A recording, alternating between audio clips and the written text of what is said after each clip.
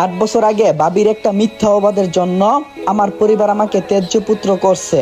আমিও খুশি মনে তাদেরকে ছেড়ে চলে এসেছি। এবার আমার পরিচয়টা দিয়ে দেই। আমি সাজ্জাদ আহমেদ। চাকরি বলতে আপাতত নিজের একটা কোম্পানি আছে, অফিসের একটা কাজে আবার রাজশাহী যেতে হচ্ছে।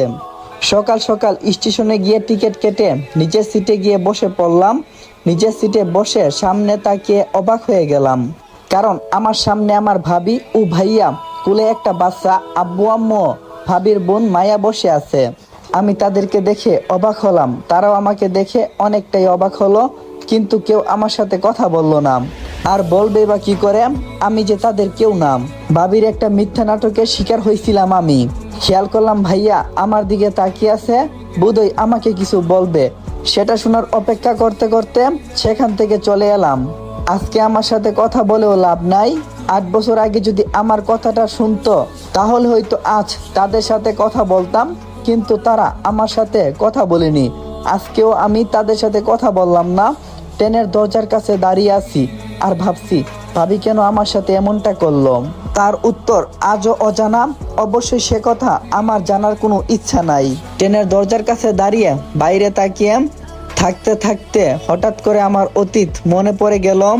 8 বছর আগে সবে মাত্র ইন্টারে পরীক্ষা দিছিলাম। পরিবার বলতে আমি, আব্বু এবং ভাইয়া। একদিন নিজের রুমে বসে বসে ফেসবুক চালাচ্ছিলাম।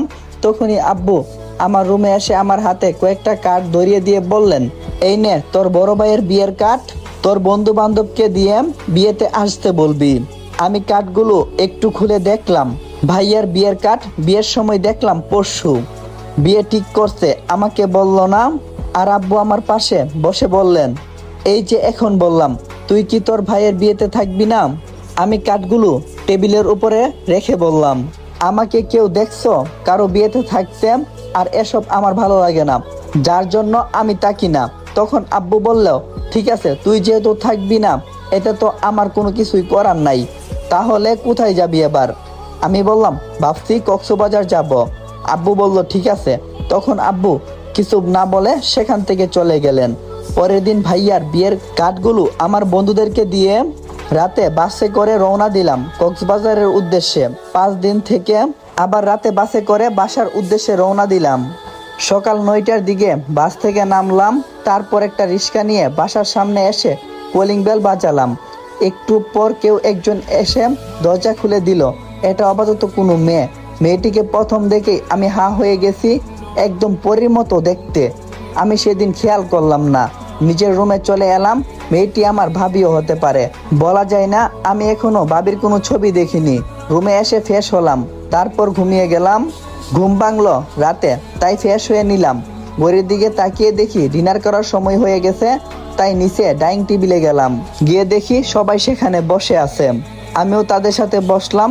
তবে ডাইনিং রুমে 2জন অচেনা মেয়ে বসে আছে। বুঝলাম একজন আমার ভাবি, তবে আরেকজনকে সেটা বুঝতে পারলাম না। চেয়ারে বসেছিলাম, তখন ভাইয়া মেয়েগুলোর ভিতরে একজনকে দেখিয়ে বলল, সাজ্জাদ, এটা তোর ভাবি। আমি ভাবির দিকে তাকিয়ে মিষ্টি একটা হাসি দিয়ে বললাম, ভাবি ভালো আছেন? ভাবি আমার দিকে বিরক্ত করে একটা ভাব নিয়ে বলল, ভালো আছি। আমি বুঝে গেলাম ভাবি আমার সাথে কথা বলতে চাই না, তাই তখন আমি কোনো কিছু বললাম না। তারপর ভাইয়া আরেকটা মেয়ের সাথে আমার পরিচয় করিয়ে দিল। মানে সকালে যে দরজা খুলে দিয়েছিলাম সেটা। সে হলো আমার ভাবির বোন, নাম মায়া। আমার সাথে ভালোভাবে কথা বলল, কিন্তু ভাবি কেন যেন আমার সাথে কথা বলল না।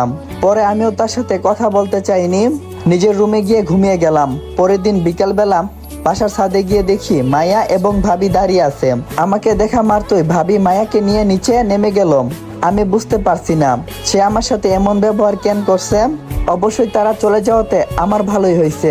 একা একা ছাদের উপরে দাঁড়িয়েছিলাম। তখন মায়া আমার পাশে এসে দাঁড়িয়ে বলল, কি করছেন?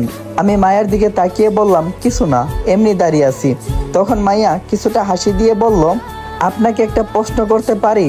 আমি মনে মনে বললাম, যখন থেকে এসেছেন প্রশ্নই তো করছেন, আবার জিজ্ঞেস করা লাগে যে একটা প্রশ্ন করব? আমি কিছু বলি না দেখে আমার বাম কাঁধে ধরে একটা ঝাঁকুনি দিয়ে বলল, কি হয়েছে, কিছু বলছেন না কেন?